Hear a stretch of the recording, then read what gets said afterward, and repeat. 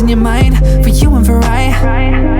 I'm trying to decide when I look in your eyes, I mean besides, but you're feeling. And we are here inside the RV, dude. We're doing this fucking podcast right now. I'm so stoked. We've been talking about this for a minute. I know, We're dude. finally here. Yeah, I'm stoked. This is a podcast about entrepreneurship, business, life, work ethic, discipline, execution, all of the things that come along with being an entrepreneur. I really am trying to do this just to have a conversation that is pretty similar to all the shit we usually talk about. Because I feel like you and I get into some fucking crazy conversations and we'll just like, we'll be driving and you'll be like, did you do your power list today?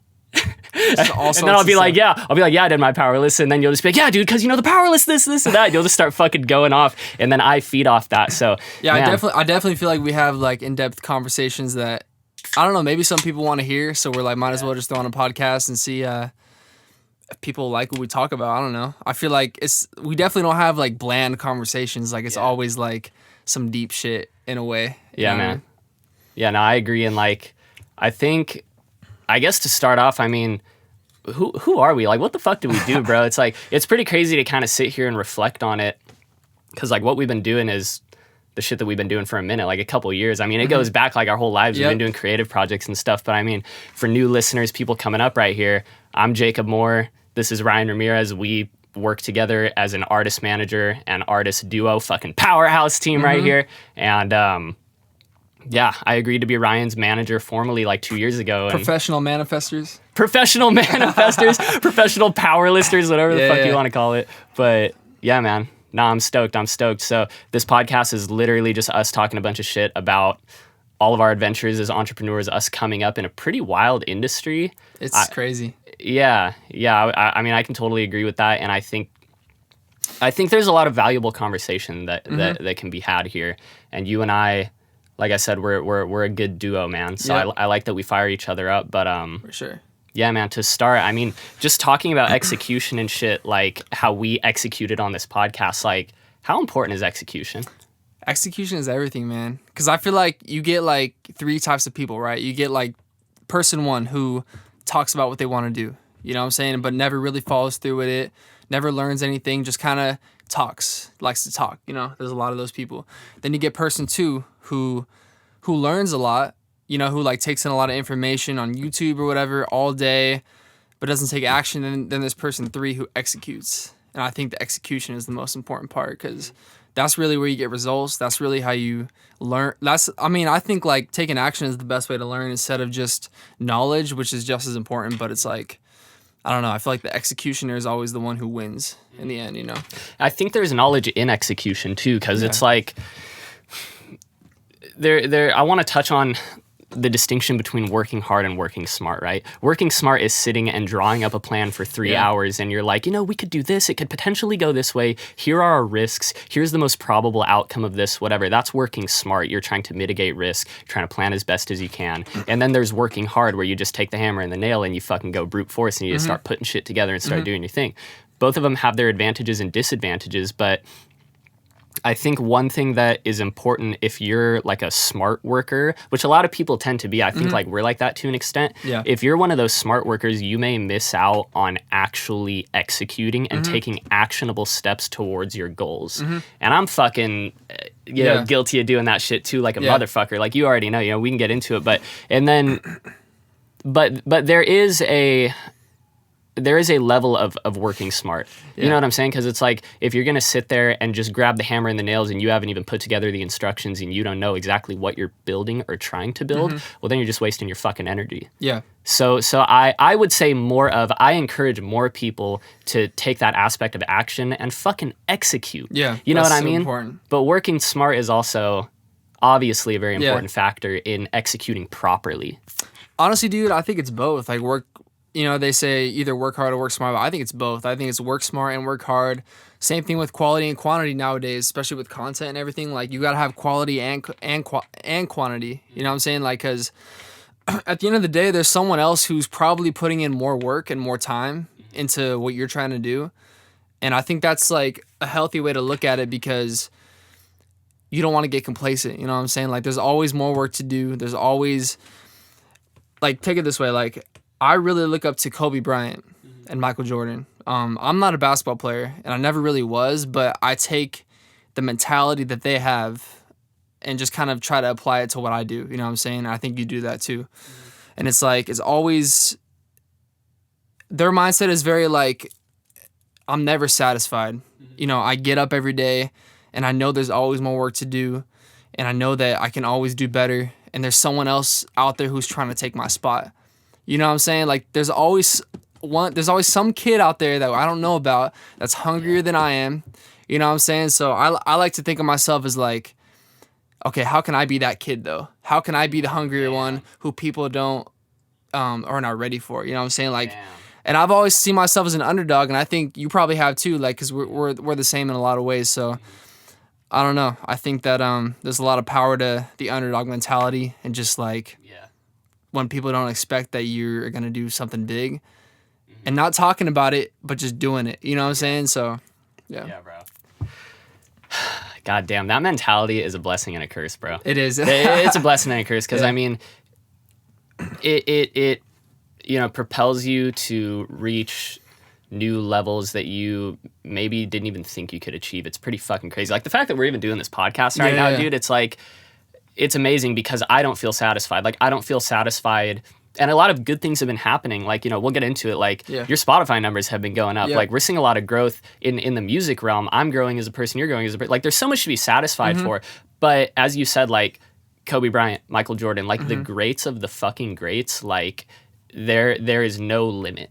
And you can't really have a limit. You can't put a limit on yourself, because, as you said in an interview, I think in the Voyage LA interview, like the first one you did or some shit like that, you said that you got to set your fucking goal high, bro. Yeah. You got to set that shit 20 times higher than you think you could even reach, because how's it? It's like you're going to, even if you fall short of it, you're going to push yourself. You work up to it. You're going to play to the level of your goals. Okay. So like, if you set a super high goal that's probably unrealistic, you're at least going to fall a little bit farther than if you set a goal that was lower. You know what I'm saying? So like, for me, right, my goal, which sounds ridiculous and crazy, which probably maybe could happen, but it's to become the biggest artist in the world, the highest grossing, most impactful artist of the 2020s. And nowadays, I'm not afraid to say that, because I'm going to own up to it and I'm going to put in the work. But I'd rather set that goal, and maybe it doesn't happen, but I play to the level. My every day-to-day tasks reflect getting that goal. So I'm going to play harder or work harder than if I had a goal of like to become an artist who makes an okay income off of music. You know what I'm saying? Like, it's going to push me harder and more to my true potential, which I feel like is actually bigger than we think it is. You know what I'm saying? So there's always more. I just feel like you can place limits in your mind, or you can place you can place limits in your mind, and that's just going to screw you up, or you can place milestones that can take you even higher. So yeah. And I think, dude, work ethic is like entirely transferable. Yeah. Like, I went to fucking college for almost 5 years, getting a degree, meeting all types of pretty awesome people, meeting a lot of fucking shitheads too. I'm gonna be straight up. Like, I met the dudes who, I met fucking the Ryan Ramirez's. Like, I'll straight up say, like, I met the dudes like you who, like, they didn't give a fuck if they were picking up trash, or they were breaking a fucking sweat setting something up, or if they had an 8-hour shift and they got all their work done in 30 minutes, or they could have gotten all their work done in 30 minutes, or they fucked off for the next 7.5 hours. But there's that group of people, guys, girls, whoever it is, it doesn't discriminate. There's this mentality of, like, work your fucking ass off. And I think that is transferable, because, like I said, it doesn't matter what you're doing, but if you're that guy at work who's like, this isn't my real job, like, I haven't even gotten my degree yet, when I get my 9 to 5 and I'm in the real world, it'll be all good. Well, no, guess what? You're fucking off right now, and you're being lazy, and that work ethic will transfer. If you don't immediately act today and take the actions necessary to build yourself into that person who works to their fullest potential and extent and tries to continually push that, you're not gonna fucking grow unless you're that person. So I just, you know, I think I was guilty of doing that for a long time too, and then I kind of had that reality check where I was like, damn, if I don't start today, I'm not going to start at all. And people don't realize, like, someone who works at McDonald's, for example, but has like ambitions to be, I don't know, more successful with something else they want to do, like, they don't realize those skills that you're building at McDonald's. Let's say you make the best burger, right, in the whole in the whole branch or the whole company or whatever it is, like you're training yourself to really become competitive and the best you can be in that certain field, and that transfers to everything 100%. else you're doing. So it's like, would you rather kind of, and I'm not gonna lie, the times I had retail jobs and stuff like that, you know, I had phases where I would just kind of show up and like be lazy and shit, you know what I'm saying? But then you know, a lot other times I stepped it up and I was like, you know what, I'm gonna really take initiative. And when I did that and I worked harder at those jobs and really didn't take for granted the small little positions of those jobs, then I noticed like my relationship with my boss and like the managers there, like I was like cooler with them than other people, but it wasn't like a fake cooler. It was like, yo, like Ryan busts his ass and he actually provides value for the company. So we like him, and it's just like, it's just gonna be an easier way to work. Like, I feel like there's a lot of workers, especially like in retail and stuff, that they just have bad relationships with their managers because like they just don't care. Like you have to care. Like that's the difference. Like you have to care what you're doing, no matter what it is. And I feel like the people who care about the details with whatever they're doing in their life, those are like the winners and the champions and the people who really create like a legacy, you know, in the world. I don't know. That's how I see it. Well, okay. It's like real recognize real. Like if you go and work your fucking tail off, or and that's subjective. Like what working your fucking ass off is entirely subjective. Like I think it's not even go work your ass off. It's more of go and work to your fullest fucking potential. And people who are successful want others to succeed. Your boss is in a higher position than you.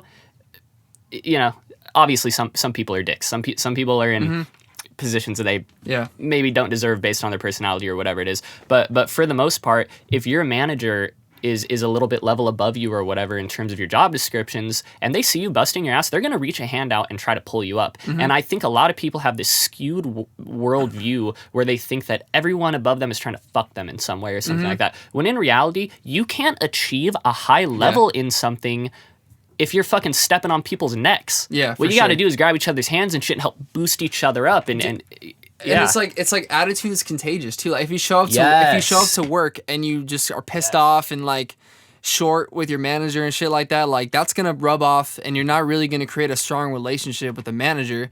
And dude, like there have been cases where like my boss or manager at the job I was working at, I built such a good relationship with them that they gave me opportunities outside of the job.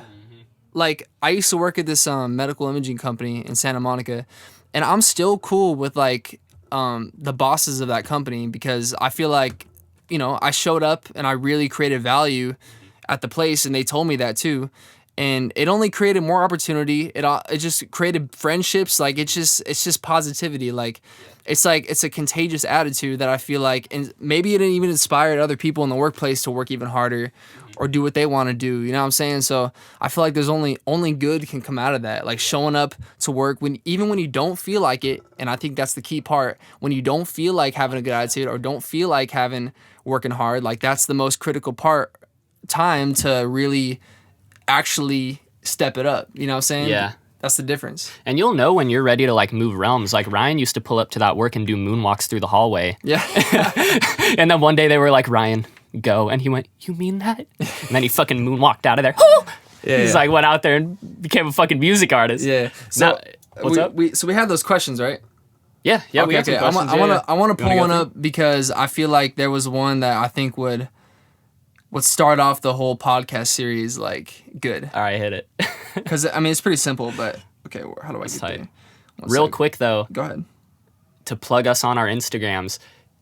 Hit us up on Instagram. We're trying to, I mean, I don't know how often we're going to do this show. I want to do this shit like once a week, as often as we fucking can. Me and Ryan meet up and drink Trulies and shit like almost every fucking day, and we have these amazing conversations. And that's once it's earned though. After we, after a long day of work, we come here and like we have good conversations. So yeah, man, hit us on Instagram at JACXBMOORE at Ryan Ramirez Official. Drop us questions. Let's talk. Like, let's create a fucking conversation. And one thing before we get onto this, like, I want to stretch that we are the type of people that no matter who you are, if you hit us up, we're going to reply. Yeah.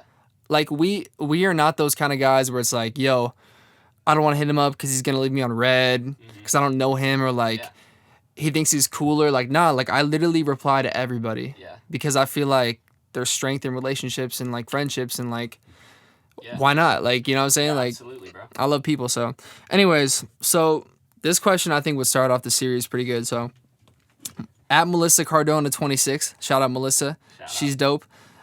She's been a fan for a while. How did you guys meet? How did Jacob and Ryan meet? And by the way, you guys are the best. So thank you for that. Thank you. Melissa. Appreciate it. But I feel like we can give like a short, brief timeline. Brief. Wow, it was a cold winter, December. Yeah. Hit it. Hit it off. You want me to start? Hit that shit off. Okay.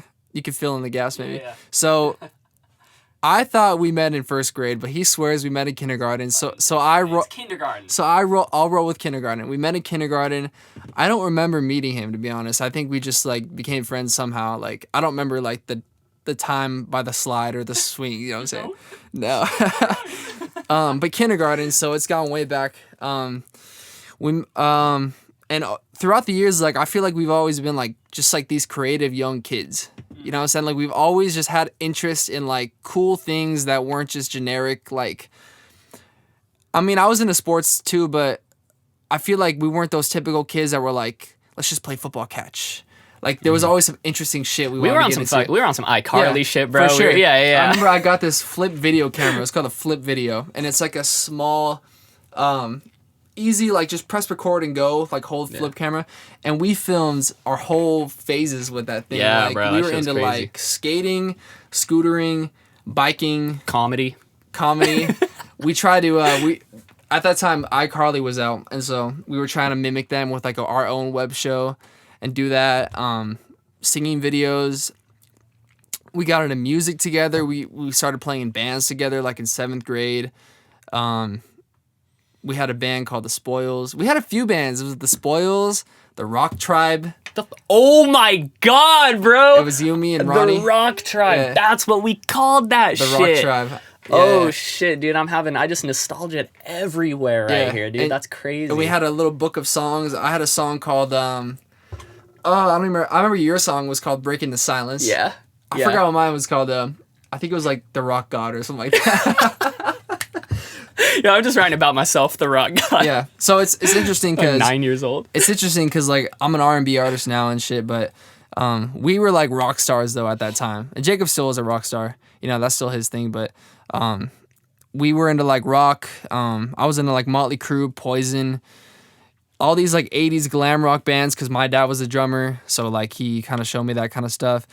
And we started forming the bands together. We played at the 7th grade talent show. It was probably the best. That was the highlight of my life. I got more girls in the 7th fucking grade than I have at any time outside of that. Yeah. What the fuck? Yeah. That was my peak. I was done after That was our peak. dude. That was our peak. And we I've been retired since then. We're playing on stage. Jacob played guitar with this Flying V guitar. Randy I played on Rhoads. drums with my dad. Set me up with the fog machine and shit, and like the Fucking doing the mirrors in the sticks and back of shit. me and tricks and shit.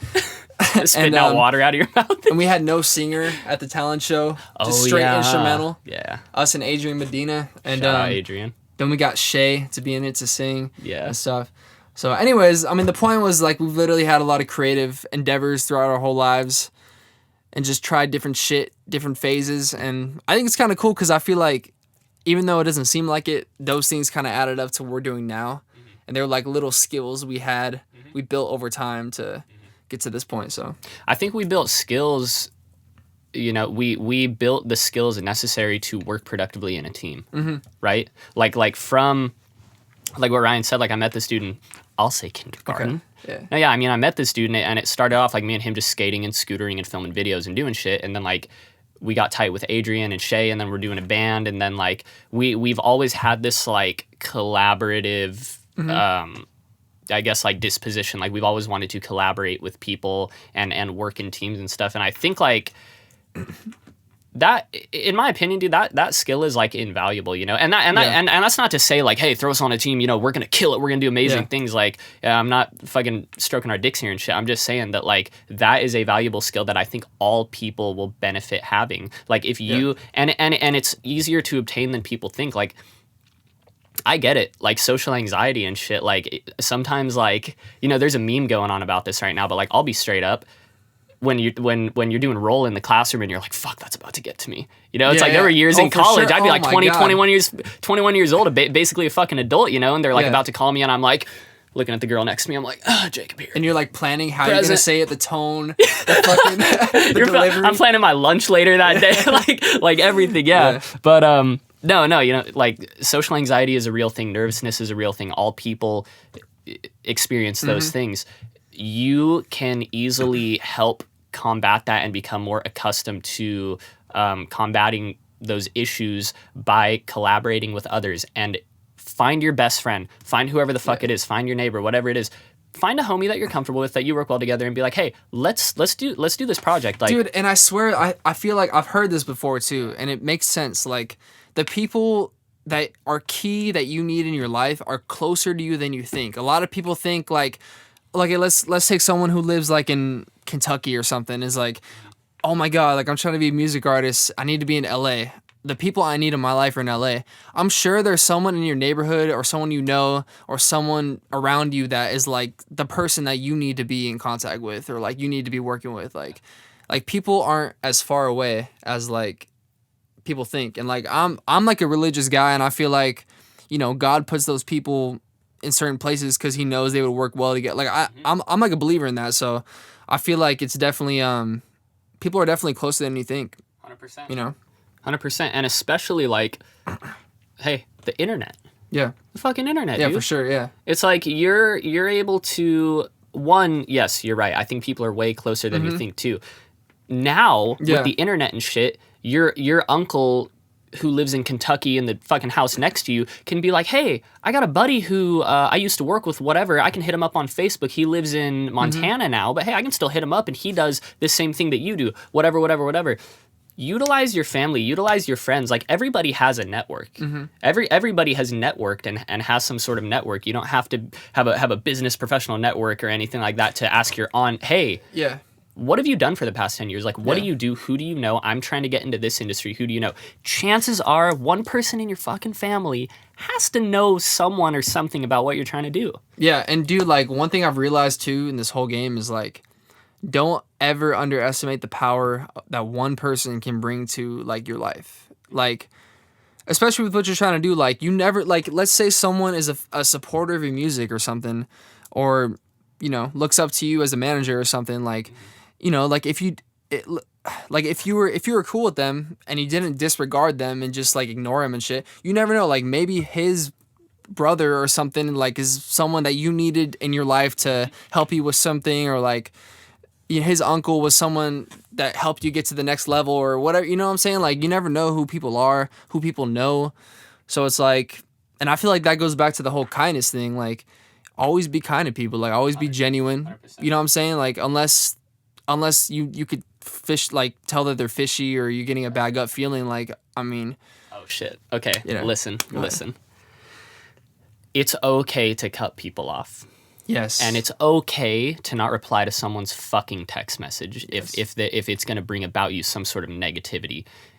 I realize this as I get older and stuff, and you know, like I said, this isn't my time is so valuable. Everyone's time is so fucking valuable. Everybody has 24 hours in a day. Yep. Bill Gates has 24 hours in a day. Yep. It doesn't fucking matter. Everybody has 24 hours in a day.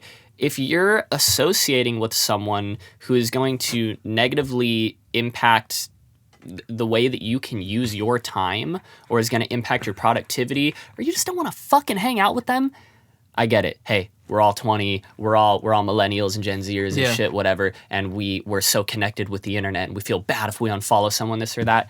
Fuck it. I'm sorry. I'm not sorry. You got to be selfish to an extent. Yeah. There is a level of selfishness that I believe is healthy, and I want to call it something else other than selfishness because it has, you know, such a negative connotation. But you need to look out for like your particular interests and your own success. And if there's someone hitting you up constantly or whatever that is just so negatively impacting you that it's like you can't even fucking think straight, it's okay to cut them off. It's okay. and it's tough, like, because, you know, you can be friends with someone for a long time. You know what I'm saying? But once you kind of lock in on your purpose or what you're trying to do, like, maybe that changes because it doesn't line up with them. and they're not supporting it, and it's kind of like negatively impacting it, like what you're saying. And that's where it gets kind of tough. But I mean, it's like at the end of the day, like, do you want to be the person you want to be, or do you want to constantly feel like you're being dragged down by people who, at the end of the day, are not really about it like you are? You know what I'm saying? So I don't know. It definitely gets tough, but I think over time, like I've myself, and I feel like you did too, have definitely like learned that, and just like it's not as hard for me anymore. I think like I'm just so passionate about what I do, and I'm so convinced like I know what I want, that it just like anything that gets in my way, I just literally like push it away. But yeah, I don't know, man. I think like it's so, when people say like you got to surround yourself with like the right people, like it's so true, because like especially now, like because I've been getting more spiritual and shit. Fucking tarot cards. Fuck off. All right, sorry. Go ahead. We'll talk about that later. But anyways, like I really feel like, I think you would agree with this too, like people's energy really rubs off on you. Like for example, like I really, if I hang out with someone who's very like negative or just like talking trash or whatever, I catch myself subconsciously doing that too.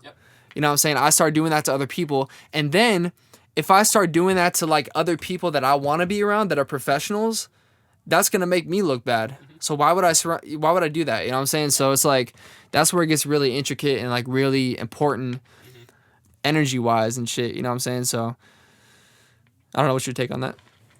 I think my take is that I agree, and be smart about it, right? Yeah. Like, you don't have to go off and be a fucking asshole to someone and be like, you are negatively influencing me. I didn't get my power list done today because of you. You know what I'm saying? Like, at the end of the day, you're in control of your own shit. If someone is negatively impacting you, you know, I'm sorry, you can't use that as an excuse. Oh, I didn't get this done because so-and-so is texting me. Whatever. At the end of the day, you're in control of your own shit. But I think I just got to say, have a really good, genuine reason. Be smart about it, and be as kind as you can about it. That may be like, you know, calling so and so and being like, hey, to be honest, I don't think that we're compatible, whatever. Some people are gonna say that's some corny shit, but nah, dude, that's just being a fucking adult. Is telling someone, hey, I don't think we vibe well together, and I don't want to kick it anymore. Okay, end of story. But it's like, know the difference between like if they're just not in your field and like have the same ambitions, or if they're like actually like you can feel yourself feeling dragged down from them. Like there's a difference, you know what I'm saying? Like pay attention to the details. Pay attention like to the we both details have friends that aren't like probably ambitious or like driven or have like these crazy goals, but it's like that doesn't mean that you should cut them off. It's just like 100%. If they're supportive and shit, and like it's cool, and you know you're cool around them, like I don't think you should cut them off. But yeah, it's just knowing that difference. But anyways, tying off what we're talking about, we got a question from Sarita Juanita Bonita, our friend Sarah. She's a dope dancer, by the way. But she said, might be interesting for people to hear about how artists and managers, social circles shrink when we invest more time into what we want to do. So what's your take on that? Because I think it ties in with what we're talking about. How artists and managers' social circles shrink as you, what was it, become when more, we invest more time in what we're trying to do. More time. I think that is completely inevitable. I think that isn't exclusive to any particular age group, industry, or people. I think that as you begin to invest in something, and really invest in something that you have a strong particular interest in, you're going to, I mean, maybe voluntarily and involuntarily kind of start to like push away people who aren't aligned with that focus and goal or vision or whatever. You're going to try to hone in on a particular group of people that have the same, you know, desires and you know, ambitions to an extent or whatever. So I think your social circle will get kind of small. I think it's happened to me for sure. But at the end of the day, aside from being like an artist and a manager and trying to do something very entrepreneurial and whatever, that's just life, dude. Yeah. That's just life. Like, you know, turning, I'm 23 now. So like from 20 to 23 or whatever, I had some of like the greatest revelations and life-changing experiences and whatever, and I'm sure there's more to come. I hope there is more to come, and I know a lot of people, you probably feel that too. Your circle is going to inevitably get smaller, because only you, like going back to what we said, Your time's valuable. Yeah. Realize who is worth your time. And to touch on what Ryan said, just because your friends aren't ambitious and aren't waking up at, same time you are and fucking getting down or whatever, that doesn't mean you guys can't be friends or whatever. Like, be smart about it. Be friends with people who bring you positivity and great energy. And that's the extent of what I would say. And I think that's natural because, like what you're saying, like, if you got like a... The camera shut off. Yeah. Oh, fuck. Give us 1 second. Yeah, 1 sec. This is our first podcast. Give us a break. What were you saying, bud? Let's wait till we get that on real quick. Dude, that's such bullshit. I will just cut it. What were you saying? Did you record it again? Yep. All right. I was just saying it's natural because, when we hone in on what we really want to do, you're naturally going to put like the majority of your time into that. And the only people that are really going to be around you are the people who like fit into that time, like what you're saying. So maybe like a few friends here and there, but like for me, I mean, literally everyone I know and talk to on a daily basis is people that are aligned with what I'm trying to do. Or supportive of it. Or supportive of it, yeah, or yeah, family, you know what I'm saying? But even people who are supportive of it, I mean, I don't talk to them as often because my time is going into the business or like into my artistry. So it's like, it's definitely like a big shift in my life, especially from like high school, or fresh out of high school, you know what I'm saying? Which is probably the same for you, but like, cause it's different cause you're like in a bubble, you know what I mean? Like you're not really in the real world until after college or, you know. Hold on. Yeah. If I can interrupt you for a second. The whole notion of the real world, fuck the real world. Yeah. You've been in the real world since day one, since you popped out of your mom's vagina. True. That's true. You know what I'm saying? So going back to how, in the beginning of the conversation, my friends or acquaintances who I'd interacted with, oh, when I get into the real world, I'm going to do this. Hey, newsflash, motherfucker. The real world is now. You're in the real world now. You don't have to wait 4 years to get your degree or whatever it is to start grinding. Like, the sooner you start working towards your goals, the sooner you're going to get them, Well, and here's the thing, too. If you build a habit of, oh, in 4 years I'll get started. It's like you're forever gonna say that because you're always gonna have an excuse, and we've talked about that before too. Like no matter where you are in your life, there will always be a reason or reasons to not do what you want to do. Every day, like I battle that too, and I'm sure you do too. Like there's always things that I could be doing instead of what I should be doing. You know what I'm saying? But it's always a battle of like, no, like I gotta sacrifice my time for this because it'll be worth it, and that's what I want to do. You know? So I want to touch on this. We're human.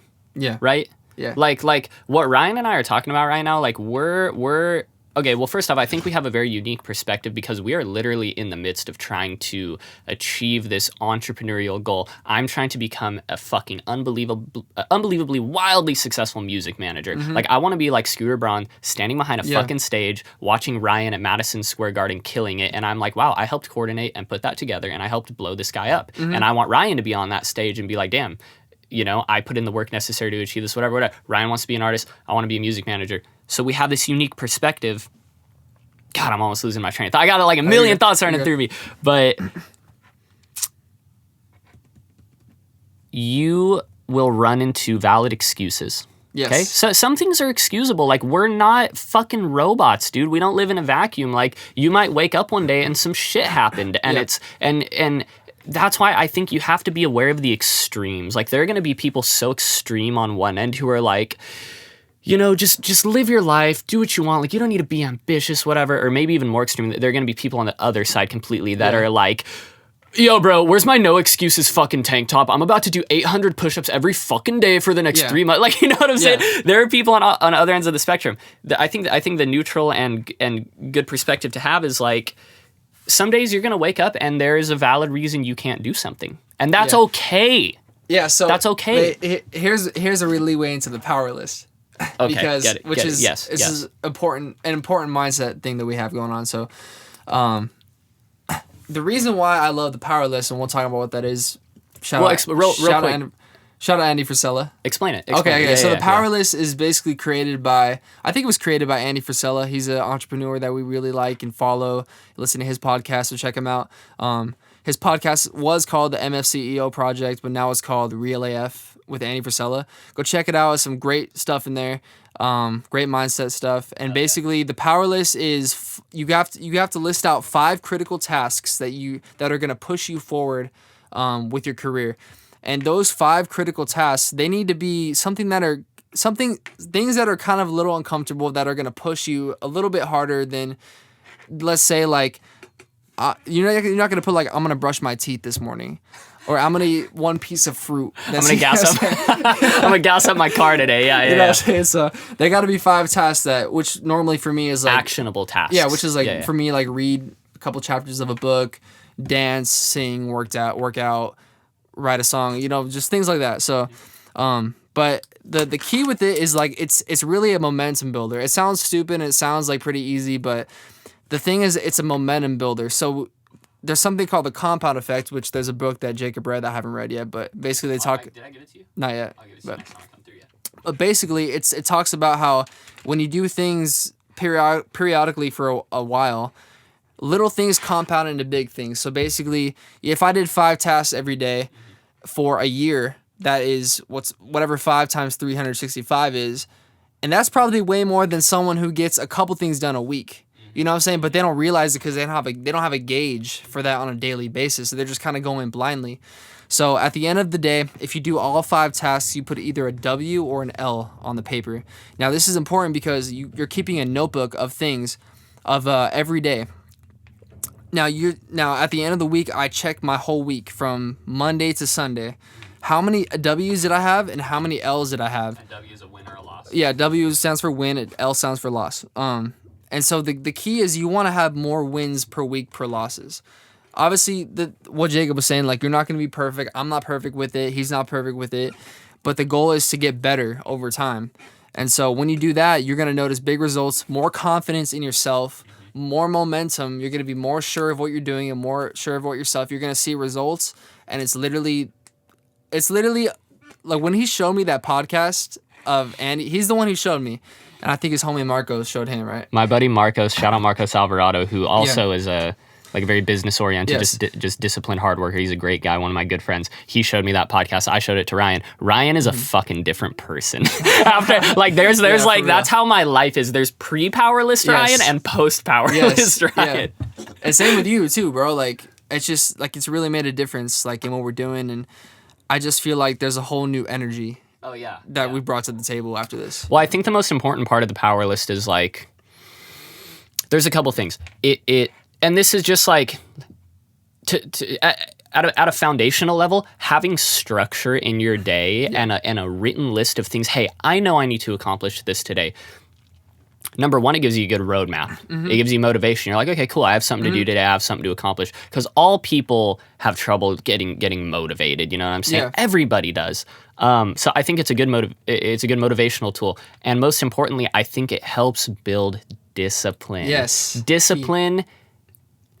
I mean, in my opinion, like, if I had to define it right off the top, I would say it is the willingness or ability to do things when you know you got to do them, even if you don't want to fucking do them. Yeah. And to stay consistent doing those things. And I think it's not discipline. It's only discipline when you don't feel like doing it, in my opinion. Because I feel like if you do it when you feel like it, it's like, that's habit. It's easy. Like, anybody can do that. Okay. If I feel like writing a song because I'm in the mood and in the zone, that's easy. Like, it's fun. But it's discipline when I'm, like, dragging and I'm tired and I'm like, fuck, I'd rather do anything but write this song right now. But I'm gonna do it anyway. Like, to me, that's what discipline is. So, well, okay. You know. And I touched on this a little while ago. These are things that you know you can do. These are things that you know you can fucking do. Yeah. Once again, we're all human. Things are going to happen in life, some sort of, quote unquote excuse. If fucked up shit happens, you may not be able to get everything done you want in the day, whatever. But realistically, most things that are brought forward to you every single day are things that you have control of and things that you can act upon. Like, my power list typically is the same every day, roughly the same every day. It has something to do with with being a music manager. So that might be like reaching out to a blog. That might be connecting with someone over Instagram or calling a booking agent or doing some marketing shit for Ryan, whatever it is. And then I have stuff because I want to be like a great musician too. I love playing guitar. I'm passionate about it. So I try to practice a particular like technique or exercise. So there's these things. Guess what? All of those things, even at the end of the day when I'm like, I still have my power list to do. God damn it. Those are things that I could do. These aren't like impossible fucking crazy things. Like the actions that you need to take to be successful, to be the person that you want to fucking be, you can do. They're attainable. They're attainable. Just build the fucking discipline and take the fucking action. And it's not even that hard too. Like it's a little extra effort. Mm-hmm. It's not really like a whole I'm gonna go, like it's not that crazy. It just takes a little push every day, in my opinion. But it's like the cool thing about the power list that I love the most is, okay, as a music artist, I look up to like the best of the best. So like I love Chris Brown, I love Michael Jackson, I love Justin Bieber. Like top tier artists. And when I look at that and I look at myself, it's so easy to be overwhelmed and be like, oh my God, I need to be singing, dancing, writing, just doing all sorts of things every single day, all day long to like really get to their level. Like, but like just that thought is overwhelming because it's like, how am I going to do that? If you get people telling you like, oh, you got to be dancing 9 hours a day. It's like, how the fuck do you do that? Like, I gotta eat. You know what I'm saying? Like, I don't know. I feel like people throw out hours like that and shit like that. It's not realistically like that. I think it's scheduled out and it's like planned. But that's why I love the power list because it's like, yo, all I have to do is follow these 5 things every single day. I do the tasks and I could push myself a little more every day. And then at the end of the day, I could just fuck off. I can do whatever I want to do. Fuck yeah, and not dude. feel guilty about it because if you have a gauge where you're talking about 5 different things and you just do those things, you won the day. Dude, I won the day. Guess what? If it's Saturday night and all my friends are going out to DTF and I finished my power list and killed it, I'm meeting up and getting fucked up. Yes, and I'm going to have a damn good time. And you're not going to feel guilty And I'm about not going to feel good because I know that I set something up for myself. I told myself I was going to fucking do something and I accomplished it. And this is for anyone. You like gardening? Cool. Go plant your fucking kale and cauliflower, put it on your power list, plant 3 little nugs of cauliflower or whatever the fuck they're called, And at the end, it gives you a gauge of like, hey, I accomplished it. It is tangible. Yes. That's the thing is if you want to accomplish something, you need to set up tangible, realistic, actionable steps that you can take and execute upon to reach it. And I think people get overwhelmed, like you said, because they don't gauge shit. People just talk and talk and they're like, I want to do this. I want to do that, whatever. Ryan and I'm pretty sure everyone else who follows the power list like Andy Frisella says, you write that shit down. Yeah. You take a pen and you cross off every single thing that you accomplished and you're able to build this amazing gauge of like, hey, you can weigh your accomplishments. It's pretty fucking awesome. And the best part to me is like it builds confidence. Like I've never seen a confidence in myself. Before this whole shit, because like if you notice like damn I'm knocking these things out every fucking day, you're almost like dude like I'm a beast. I know I know other people who are trying to do this are not doing that. You know what I'm saying? Like you know that you're kind of sneaking ahead with shit, you know what I'm saying? So it's I don't know, it's really cool. Like I feel like that really changed my life when you showed me that podcast. So shout out Andy Frisella. I remember, man, like I remember that day too. Like I was the night before. I swear to God, I was crying in this RV on the floor. I was like fucking depressed. Like I was like, dude, I don't know what I'm doing because I was overwhelmed. I'm like, dude, like how am I gonna do this? Like how am I gonna be a big artist? Like how am I gonna, like I felt like giving up. Yeah. And I still feel like that sometimes, but not as heavy. But like, I felt like giving up and shit. And then you show me that podcast, and I was like, I'm just gonna try it. But anyways, so.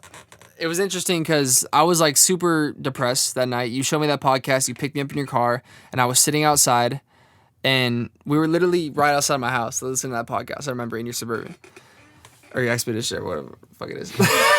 It's the Almighty Expedition. God damn it! I'm sorry, 5.4 liter V8 engine. You son of a bitch. I'm not good with cars. And we were sitting in there, and I was like, I'm gonna try it. I'm just gonna try it. And that was a year ago. That was like late June, I think. And I was like, I'm gonna try it. I started doing it on my whiteboard, and I transferred over the notebook, and I literally found that it was like, it changed like everything for me. So. The power list is good, man. The power list is good. And I want to jump into the questions too, like a couple more Yeah. questions we have, but I do want to say this too, like, guys, I'm 23, Ryan's 22. We're like an up and coming duo. We don't know everything. And I always want to be a student of the game. I don't think we're never going to know everything, but like, we're just sharing the shit that we've learned over the past 2 years working formally together, and a lifetime of like being best friends and creative partners and business partners and friends. Like, you know, I think that we, like I said earlier, have a valuable take on it because we're in it right now. You know, you're gonna like listen to webinars and talk to different people who are already, you know, have quote unquote made it or whatever, but it's like, dude, like, we might not, you know, make it for another 3 years or 4 years or whatever, but I love to be able to tell what the fuck is going on throughout those years or whatever. So, you know, we don't know everything, but we're just providing insight on the things that we've experienced, and hopefully that helps you too. Yeah. Sure. Let me get to one of these questions right here. All right. Let's see. Question 1. How are two guys as handsome as you sing? No, I'm just kidding. All right. Let's see. XX Genesis XX. That sounds like a fucking Maple Story username or whatever. XX Blade Thrower X capital X. No, I'm just kidding. I think that's BBG Genesis, right? That used to be her username. Okay, yeah. This is one of Ryan's awesome supporters and fans. She said, "What's your favorite hobby?" Do all we do is hustle, bro? We just hustle 24/7 or what? We got hobbies. You go first. I'm trying to think. I love playing guitar. I like playing guitar. I pretty much play every single day. I've been playing pretty much my whole life. My dad's a guitarist. My brother's a musician. He played in bands and shit. And my hobby is like, yeah, when I'm like not doing shit, like I play guitar, and I also play in a band called Arrogant Magician. If anyone wants to check us out on And Spotify. he plays guitar for me too.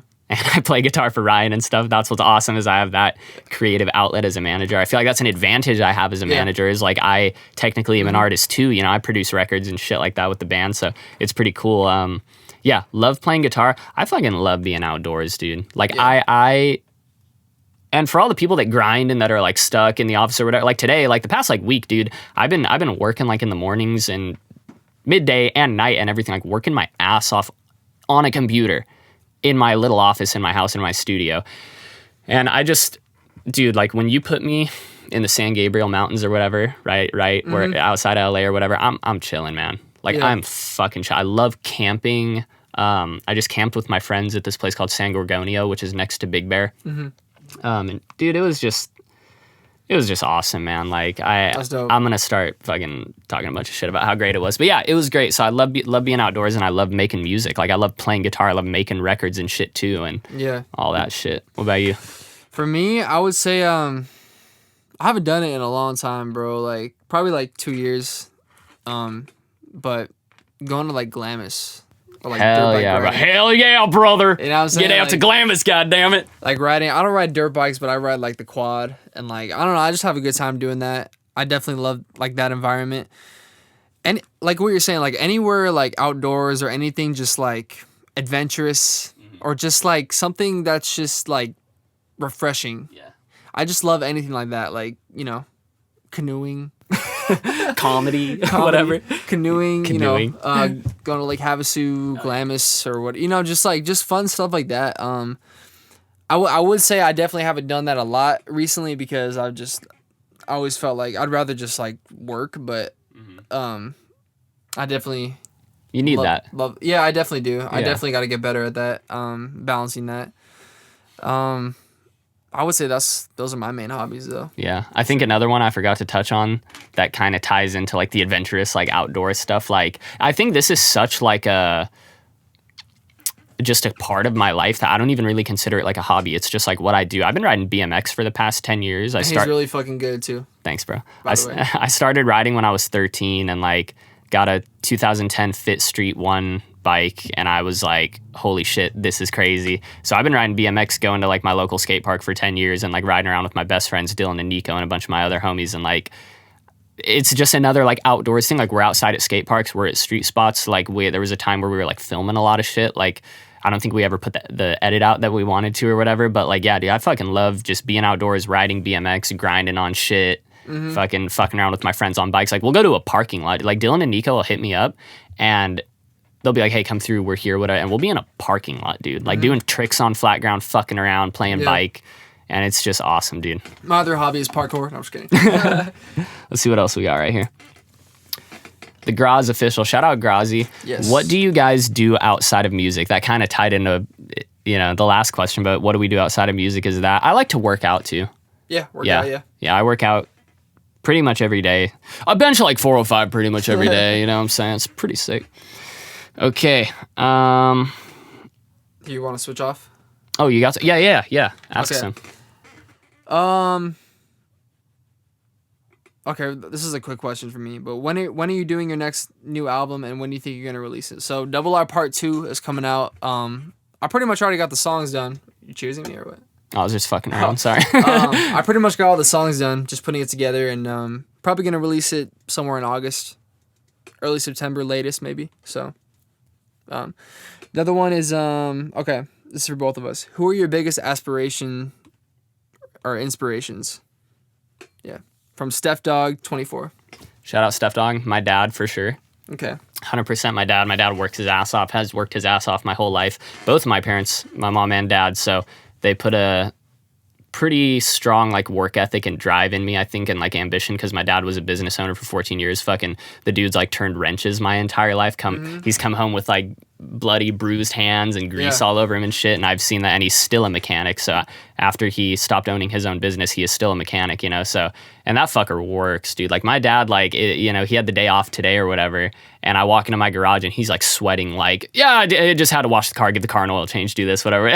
So he grinds. So like my biggest inspiration, and my mom supports the hell out of him, and she will do anything. She's like, okay, you have this job to do, whatever, you need to be up at this time, like I'll make you a lunch, I will ensure that you do this, get here on time, whatever, I'll take care of this at the house. Supportive. Like supportive as fuck, dude. They are like the perfect fucking little like duo powerhouse couple. They're amazing. Awesome. So my parents 100%, and then professional, I'll let you go. I'll think about it a little bit, but yeah. I got a few artists I'll name, and then just a couple other people. But artist wise, I really love Chris Brown, Michael Jackson, Justin Bieber, Eric Bellinger, Jacob Lattimore. Those are like kind of my top people. Also another person who inspires me is Danny Lay. She's a huge inspiration for me. She's really dope. We saw her live one time. She's really dope. And Andy Frisella, who we were talking about earlier. Hell yeah. Tim Grover. Shit, the man, the boss. We'll get into him in a sec. He's the boss. He was Michael Jordan, Kobe Bryant, Dwayne Wade, and all those guys, like trainer. And he's wrote a book called Relentless that we both read, and that like I just live by that shit. Like that's such a good book. But him, and then also who was I gonna say? My dad too. My dad is a big inspiration. He's really talented musically, so he's the one that got me into music in the first place. And I got a lot of inspirations. Wow. Hell yeah, bro. Yeah, and I want to shout out one of our homies too, Nathan James. Oh, dude. He's definitely an inspiration. Like just the way he works and the way he moves and like his mind and shit. And if I could touch on that real quick, Ryan introduced me to Nate James through what did we go to, like a listening party or some shit or whatever. But I've had the opportunity to hang out with him maybe like 2 or 3 times or whatever, and like he just provided us like awesome insight, advice. Like he's just a real genuine dude who hustles his fucking ass off. Yeah. He is the definition of like a person who like sets goals, accomplishes them, and fucking kills it. And I think his work shows it, dude. Mm-hmm. And so, yeah, man. That guy's a beast. One time we were in Arizona, and he ended up carpooling with us all the way back home to LA. Yeah, bro. And he just dropping wisdom and gems, and like he literally wrote out like a whole shit for me. Like I typed it in my notes. I still have it too. It was like King Kong State of Mind and all this shit. Like, and I literally have a list of like a bunch of gems that he gave me. But yeah, he's a beast, man. Yeah, for sure. So he's a dope photographer, dope artist, and yeah. So he's another one for sure. Hell yeah, man. Anyone else that you thought of? I'm not. No, I was literally gonna say that. Yeah, I don't know if like I said, I get a lot of my inspiration like from my parents and my family, like my brother, sister, like all them. Like they work hard as fuck and are successful, which is awesome, and they like really inspire me. But if there was like, I guess some sort of business person or whatever, I just think like it's people are gonna be like, you fucking Metallica dick ride or whatever it is. Nah, fuck that shit. Metallica, dude. Metallica is undeniably one of the most successful bands of all fucking time. That's awesome. Yeah. Of all time. Yeah. The Black Album sold 16 million copies, and and Master of Puppets changed the fucking landscape of rock and metal music. You can't deny that. Are there more technically proficient musicians? Yes. Are there other people that have maybe put out a better album than them? Absolutely. Everyone's gonna argue that Saint Anger's shit, whatever. I like all their shit, and I think I'm so inspired by Metallica. And also like Michael Jackson, like dude, like like I'm telling like the top dogs, like Queen, Michael Jackson, Metallica, like the top of the top. Yeah. Metallica and all those other dudes, like fuck, dude, they just make me realize like, yo, you can accomplish some crazy shit. Yeah, and the thing with Metallica too is like I'm not really like a metal guy. Yeah. I don't listen to them by choice and shit, but I do like I'm also inspired by them because like of how relevant they've stayed. Yeah. And how timeless that they are. Like they were still going right before COVID and everything, like still on their world tour and stuff. Right? Yeah. I mean, just to show like what fucking level these guys are on. Like, I went and saw Metallica. They I think they released their most recent album, Hardwired to Self-Destruct, in 2016. My homie Zeke and I, shout out Zeke, we went to the Rose Bowl in July 2017 and saw them. They continued that world tour they were on for 2 fucking years after we saw them. I was on their Instagram and shit in 2019, 2 years after we saw them, and they're still touring. Dang. How fucking big do you gotta be to tour the world for 3 years? Yeah. Come on, dude. That fires me the fuck up, dude. So that's yeah, man. Yeah. And what's cool about them and also like someone like Chris Brown, who I'm a big fan of, like like it's like even when they're not quote unquote culturally popular, right? They still have their diehard fan base that's 100%. Like huge as fuck. Like it's like no matter what they do, like they're still gonna succeed because they still have that huge fan base that are gonna back them no matter what, even if they're not culturally like in the mainstream media and in the news and shit. Because you know what I mean. So that's what I love about that too. That's amazing, dude. Yeah, I could sit here and talk about the greats like that forever. So more questions. We'll keep going. Let's see what we got. The homie Mason at kayokudo.music. Shout out Mason. What do you find to be the most rewarding part of the creative process and business? That's cool. Hit it. First? Hit it. The most rewarding part for me is to see different people's reactions to what like songs I've made, for example. It's cool to see like different people have different favorite songs that I've done. Even the ones that I think are the best ones, they might not be the best ones in other people's eyes. It might be the one that I thought was like okay. Mm-hmm. And I think that's like the magical part about creativity is like it's always subjective. Like it's never really like right or wrong. And you can kind of just and that helps me kind of create more freely too and just be like, you know what? I'm not liking all this coming out, but I'm going to finish it anyways because you never know that this can change this one person's life. Mm-hmm. And it can really be a whole phase in their life that they live by this song. Like, because we have albums and songs like that too where it's like there's certain albums or songs where when we were in the 7th grade, like this created a whole fucking feeling for us for our whole 7th grade year. Mm-hmm. And maybe the band didn't even like that album or that song, but they don't know that like affected our 7th grade life. Amberlin. Yes. The Feel Good Drag. That was my shit, bro. Yeah. So that's for me, like that's mine. Yeah. I think I have a pretty similar answer, and it's just like seeing results. Like that's the most rewarding part to me. Like Ryan said, like your song might not be the best shit that you thought it was or whatever, but you just put it out, whatever. Like, dude, like to touch on the creative process, like working with my band, like when we finish a record, I'm just ecstatic. Mm-hmm. I'm like, yo, dude, we fucking went out here and recorded and put something out into the world, and there is a result. There's a result right in front of me. I love that. Like, that's cool. And on the business end of things too, like results, like Ryan and I are finally starting to see a really substantial increase in his like Spotify numbers and all other streaming platforms. Like his Instagram's going up, all this shit. Like he has listeners and fans, like new people that are commenting on his shit. And just to see results from like any sort of process is fucking inspiring, dude. And it's awesome. And going off what you just said too, like aside from even just like the following and the numbers, because I used to get caught up in that shit like a lot. Yeah. Like just the growth as like an artist and a Growth, manager and yeah. a team, and just like the knowledge that we're getting, like it's crazy. It's crazy because we're really out here every day. Hell like, yeah, really dude. doing this shit and like really absorbing and taking. We're like sponges, like taking in knowledge and like just getting better and shit. So that's the most exciting part for me too, is like the behind the scenes shit that people probably don't get to see.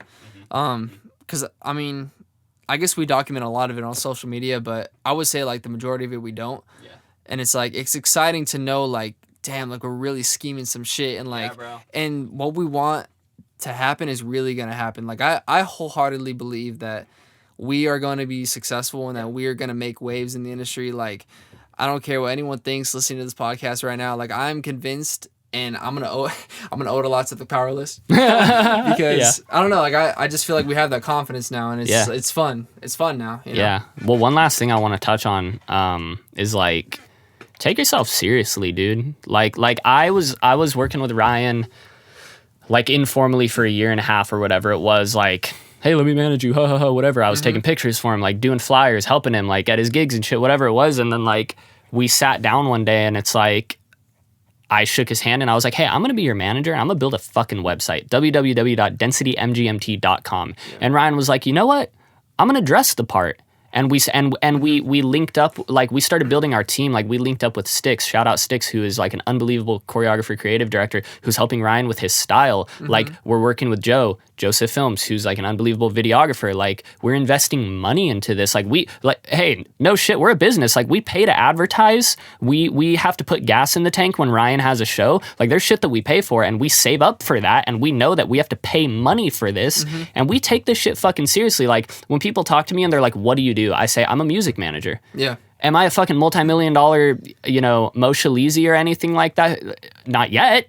Not yet, but I'm a music manager. I market this guy's music and I help him achieve his shit and I facilitate all his business deals and transactions. And Ryan's the same fucking thing. Is he playing Madison Square Garden? No, but we're sitting in this fucking RV right here inside the RV and you're doing it. You're living the part. We're living the part. So take it seriously. And I think that's the dopest thing too. Like, lock in on that one thing. Lock in on that shit that you want to do, like, and focus on that thing. You know what I'm saying? Like, you can do other things too, but like really have that thing to where someone asks you, you say, I do this. Yep. Because that's the difference. Like a lot of people who are creatives, especially, I noticed, and I was too like this, doing a bunch of different shit. Like I do this and this and this and this and this. On the weekends I do this and I help out with this. You know what I'm saying? So when people ask you like, what do you do? It's like, oh, I do all this shit. But it's like you're not really doing what it takes to become great at that one thing. You know what I'm saying? Like it really takes the majority of your time and effort to become great at that one thing that you want to do. So it's really exciting for me, like when people, because I was an Uber driver and shit, so like people would always ask me like, oh, what do you do like aside from Uber? I would always just be like, I'm a music artist. And like to me that was like such a powerful feeling to just be like, I do this. And like oh cool, you have songs? I have songs, yes, boom, play them in my car. Here it is, yep. And it's just like I do this, and in that book Relentless by Tim Grover that we like, he says when people ask Kobe Bryant what does he do, he says I give out numbers, or like you know what I'm saying, like I do this, I give out points or some shit like that or whatever it was. So, I think it's really cool to think that way, Yeah, and like you're gonna run into imposter syndrome, right? Yeah, which is for sure. I think if I'm saying it correctly, the definition of imposter syndrome is like you don't feel like you're truly what you say you are. Like you feel like an imposter. Yeah. Right? So that may happen to like aspiring entrepreneurs, people trying to achieve some sort of accolade, whatever it is, or be someone trying to like build an identity for themselves. And here's the deal. How do you combat imposter syndrome? Take the actions necessary to ensure that you're not an imposter. I felt like that for a while. I was like, oh my God, my Instagram bio says artist manager, creating, enhancing, and expanding the careers of music artists. Oh my God, whatever. And we were having like a bad month, like with Ryan's numbers and all this shit. I was like, you know what? Fuck that. What do I have to do to be a music manager that creates, enhances, and expands the career as a music artist. Okay, I need to market him better. I need to build his network and my network better, whatever. So I started looking into fucking different advertising and marketing strategies and schemes. I started connecting with different people, all these things, and now we're seeing that growth and that achievement and everything. I don't feel like an imposter anymore. Yeah. I'm not making $1 million, but if you tell me I'm not a music manager, fuck you, because I am. Yeah. Okay? I'm not a fucking hard. imposter, so. That's hard. Yeah. That's hard. And I feel the same way, man. Like, I feel like, I feel like I'm really an artist, like really trying to get it. Yes. So and I think it's so important that your whole team, the people that surround you, are also about it, because it's tough to kind of have like a missing link, or like someone who's like not really fully in it like you are, and it's almost not fair, because it's like, damn, like I'm really putting all this shit, but like someone else isn't really giving me their all, and it's kind of dragging me down in a way or whatever. But luckily, like that's why I always, like, every night I'm religious, so I pray and stuff, and I'll pray to God to be like, dude, I am grateful. Like I feel so blessed, because even at this level, like I would even consider like I'm not really at like we're not really at a crazy level. I mean, we're still getting started and shit. So it's like, absolutely, but I'm dude. so grateful yeah. that the foundation is so dope. Yes. Like our foundation is so sick, and like that's what makes me believe in what we're doing that much more. Like even though, other people have better results, and like I'm sure people are way farther along than we are, and shit, who are like our peers and whatever. But it's like, dude, like we have that foundation, and we are getting it every day. Like it's only a fucking matter of time to where it's like things really start working in our favor, and I think that faith is just like the most important part, like, of this whole thing. You're the man. Hey. You're the man. Yeah, man. And I'm glad that like throughout that whole journey, everyone's here to see what goes down, man. And even though he said like we're taking it serious, like we're having fun with it too. Like Yeah. fun. Like make sure you get into something that like you fucking love. Like, dude, yes. You know what I'm saying? Yes, you gotta love what you do. Like all that shit sounds so corny and cliche. Oh, love what you do, you'll never work a day in your life, whatever. But hey, we don't. I'm like, I got fucking a million things to say, but we don't live in a video game, guys. Yeah. Like, you have to pay bills. You have to do shit. You have to find a fucking job. Yeah. Make it something that you like. Okay? Make it something that you love. Find out what it is, whatever. Because I guarantee if you go out and get a degree, I'm telling you guys, I went to fucking business school for almost 5 years. If you go and get a degree in something you don't like, I don't really like it that much. It'll make me a lot of money. It will make me a lot of money. I don't really like it that much though, whatever. Go find that thing that fires you the fuck up. I guarantee you'll make 10 times more money doing that shit. Because you're going to have the drive, passion, and fucking commitment and willingness to succeed. Yeah. That's going to bring you that money. Okay? Yeah. Is that going to happen overnight? Probably not. It doesn't happen to anyone overnight. It may take years. It may take a long time. It may take a lot of sacrifice like we've been talking about. But the bottom line is that it will happen because you're dedicated and you have a burning desire. Ooh. A burning desire to accomplish something that you love. So, man, I think that was... And real quick, like, just to wrap it up too, like... Hit it. Going off the way he says, like, finding what you love to do. You still, like, I feel like you still got to realize, though, you're not going to love it every day. Hell yeah. Be careful with that shit though, because don't let a bad month or a bad part of your career of like where you're struggling and shit make you think that you actually don't love it anymore. Yeah. You have to know the difference of like, yo, you gotta like really trust your instinct with it and your gut and just know like of what it is you truly love to do. But realize that probably most of the time, because like for me, for example, most of the time and the effort and the days that I put into this shit, it's not fun. Like it's still, I hate to say it, but it's still kind of work. Like it still takes like extra energy that I don't want to put in. It takes a willingness that sometimes I don't want to do. And sometimes it sucks. Like sometimes it's emotional. Sometimes it's hard. Sometimes like I feel like giving up, but it's like at the end of the day, I know deep down, like, this is my purpose. Yes. And I think knowing the difference between that and, like, quote unquote, loving it every day, like, there's a difference. And you got to recognize that, so. 100. Yeah. 100%, bro. Man, I appreciate the hell out of everybody listening. Fucking, if you're listening to this on a service that has ratings or whatever, give us 5 stars. Yep. Whatever. Good reviews. Yeah, we're trying to get above the MFCEO project. That shit's number one. No, but yeah, man, leave us a good review. We appreciate it. We're gonna be back talking shit for the next who knows how long. But hey, bro, I'm glad we executed on this. You're the man. For sure. I'm glad we're killing anything it. you guys want us to talk about or to know about or whatever it is, like just hit us up and we'll definitely include it. So Hit us up. Instagram at Ryan Ramirez Official, at JACXBMOORE. I gotta figure out a better way to say that, but yeah, man. Peace out. What's in your mind for you and for I? I'm trying to decide when I look in your eyes, yeah, yeah. I mean besides, but your feelings inside you.